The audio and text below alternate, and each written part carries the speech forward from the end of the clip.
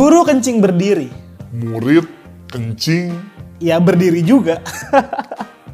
Mungkin itu adalah pepatah yang pantas disematkan kepada seorang Budi Aris Setiadi, Ketua Umum Projo, kalau Jokowinya adalah sosok dengan penuh kontradiksi. Maka Budi Ari adalah sosok yang penuh kontroversi. Sepertinya mereka berdua lagi saingan nih dalam urusan ngibulin rakyat.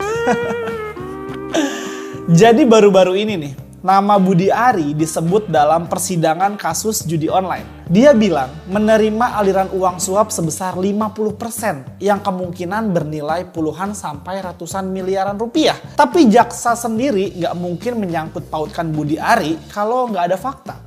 Jadi sudah bisa dipastikan kalau kejaksaan menyebut nama Budi Ari karena ya emang ada faktanya. Tapi seperti biasa, Budi Ari ngeles kemana-mana.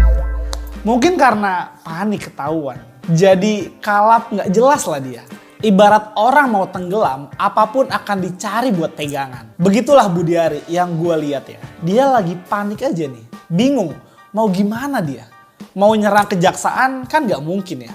Karena kejaksaan di bawah Presiden Prabowo. Cari-carilah dia siapa yang mau diserang nih. Dan pilihannya jatuh kepada PDI Perjuangan dan Menko Polhukam Jenderal Budi Gunawan. Ini kocak ya. Kenapa gue bilang kocak? Yang nyebut namanya dia itu kan kejaksaan. Tapi yang dia serang itu PDI Perjuangan dan Jenderal Budi Gunawan. Nyambungnya di mana coba? PDI Perjuangan adalah partai di luar pemerintahan. Artinya saat ini PDI Perjuangan tidak punya akses kepada kekuasaan. Gimana caranya bisa ngatur kejaksaan?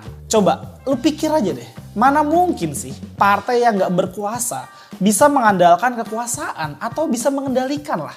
Kan gak masuk akal banget ya. Kayaknya Budi Ari ini udah agak sakit-sakit kayaknya. Udah jadi menteri bukannya makin pintar malah makin error. Alamak. Kayaknya Jokowi emang seneng miara orang-orang yang kayak gini nih. Biar bisa dimanfaatin kebodohannya. Terus soal Jenderal Budi Gunawan. Mungkin Budi Ari menyebut namanya karena Budi Gunawan dianggap dekat dengan Ibu Megawati. Jadinya sekalian aja dicantolin. Biar rame sekalian. Pokoknya apapun masalahnya yang disalahin harus terkait dengan PDI Perjuangan lah. Budi Ari ini nekat bangunin banteng yang lagi tidur. Kalau menurut gua sih ya, kalau kejaksaan bilang ada keterlibatan Budi Ari, ya masuk akal banget sih. Karena dulu sempat ada gosip kalau Budi Ari dulu ditaruh sebagai Menkominfo. Itu emang untuk malakin pelaku judi online kan. Untuk apa? Ya buat biayain ongkos politik bosnya dulu. Dulu gosip ini kenceng banget.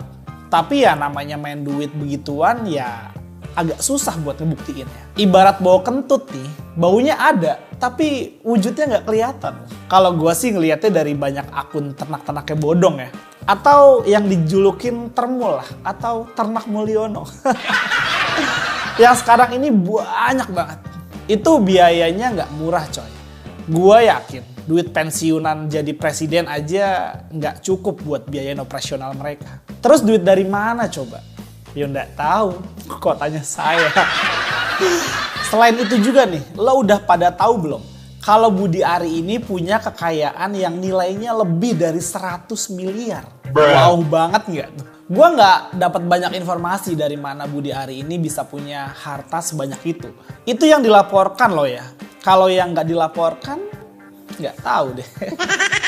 Pertanyaannya, itu harta dari mana?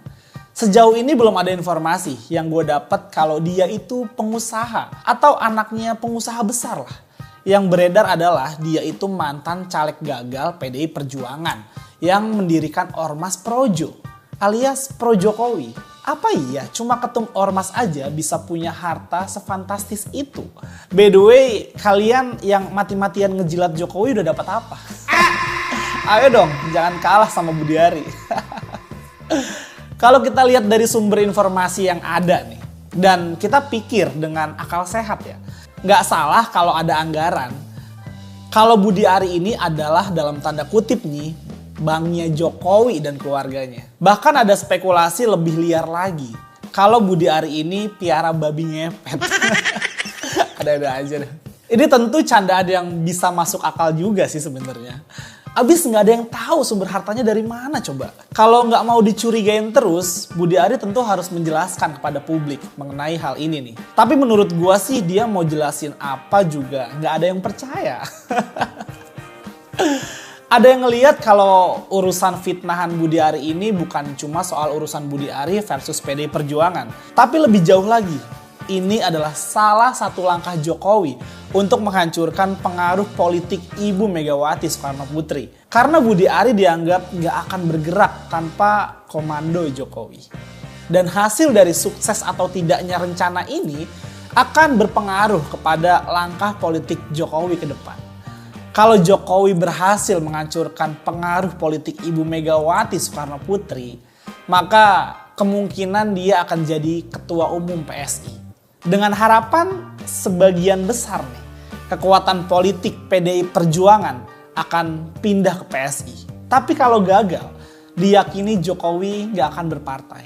Karena itu berarti Jokowi sudah habis dan papan catur Jokowi sudah tutup. Jangan panik. Jangan kemudian karena kepanikan Bapak lari kemana-mana. Apalagi Bapak sekarang juga lagi nggak tenang pikirannya kan. Ya diserang sana sini. Betul kan Pak? Tenang ya Pak ya. Ya. Tapi kalau tenang jangan fitnah sana sini Pak.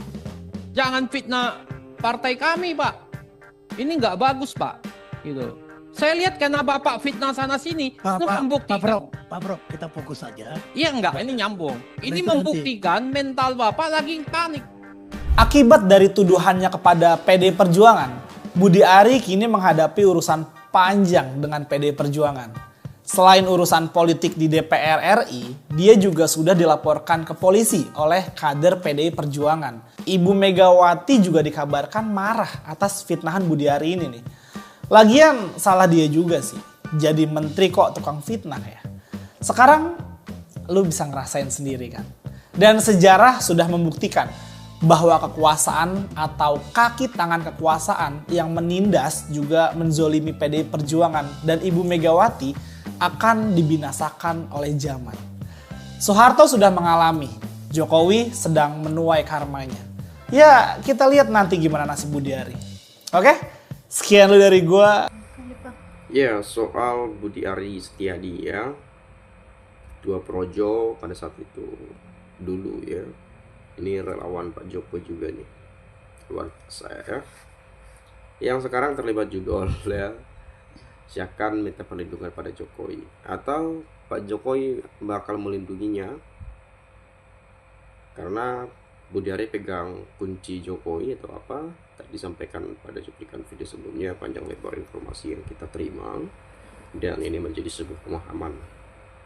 Nah, terkait judi online teman-teman, tentu sudah banyak sekali korban yang mungkin di Indonesia sudah banyak dari rumah tangga yang hancur, gajian tapi langsung habis gitu ya, macam-macam, banyak sekali. Mungkin saya meyakinkan hal itu ya. Tapi di sini saya tidak terlalu jauh lah untuk panjang lebar, karena saya rasa teman-teman juga sudah mendengar bahkan memahaminya. Nah, saya ulas berdasarkan komentar teman-teman kita saja, biar nanti kita bisa diskusikan bersama, kita bisa bertukar pikiran. Ini penyampaian, penilaian, dan pemikiran teman-teman kita masyarakat Indonesia tentunya. Saya awali ya dari Lutfi. Makanya geng mereka pas pilpres gimana caranya harus menang. Kalau kalah masuk bui semua, mereka sendiri yang ngomong. Budi Ari diserang atau ditekan sana sini, termasuk ditekan sama junjungannya Mulyono. Mulyono, awas jangan sampai bawa-bawa nama gua. Lo hadapin aja sendiri. Begitulah kira-kira bahasa premannya. Gak ada salahnya juga sih, karena sesungguhnya Mulyono lebih preman dari preman. Luar biasa, Budi Ari berani mau mengagikan isu judul dengan mengobok-obok PDIP. Ya, disetting dengan Jokowi lah, karena PDIP kan lagi musuhan. Jadi Budi Ari ingin meruncingkan PDIP dan Jokowi di masalah judulnya. Kita tahu Budi Ari keciduk, jelas Jokowi juga akan ada kesempretan judul. Tahu kan siapa Budi Ari, siapa juga Jokowi, dan juga siapa Projo? Ya itu kan sama-sama mereka lah itu ya. Budi Ari, Projo, Jokowi ya. Pertama kali sampai di istana, Jokowi bilang, saya nggak ada beban politik, nyatanya kini jadi beban rakyat. Percuma PDIP lapor Budi Ari ke polisi karena polisi piaraan Jokowi. Polisi sekarang kerjanya dilindungi Jokowi, bukan lagi melindungi negara dan rakyat Indonesia. Ya kenapa masyarakat nggak terlalu percaya lagi dengan adanya polisi ya? Saya rasa rasa kepercayaan masyarakat itu terhadap polisi udah menurun atau bahkan udah hancur ya. Baru sekarang menyesal dukung Projo yang menikmati keluarga Jokowi, ketua-ketuanya jadi menteri, jadi wakil, jadi komisaris. Rakyat dibodohi, anehnya rakyat mau dibodohi Projo ya. Harus diusut Budi Ari, bila terbukti dibuang ke Nusa Kambangan. Awas hakim, jangan bermain api, api itu panas ya. Ya ini kasus ini harus diberantas, diungkap dengan tuntas. Barangkali ada orang-orang lain yang terlibat, ya harus dijebloskan dalam penjara tanpa pandang bulu. Siapapun itu, kalau memang terbukti silakan sikat saja ya. Gimana Pak Prabowo, menterinya yang juga orang Mulyono udah disebut-sebut dalam dakwaan, kok dibiarkan atau dibiarin? Apa masih takut sama Mulyono? Padahal Budi Ari sudah dakwaan ya.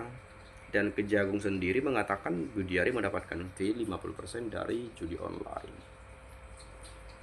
Sok aja semua menuju Jokowi, ujung-ujungnya aman. Pak Wowo, apakah semua kasus korupsi pejabat-pejabat dikit-dikit Jokowi lantas aman? Apakah semua korupsi kalau udah nyebut nama Jokowi aman? Nggak tahu juga lah, ribet negeri ini ya.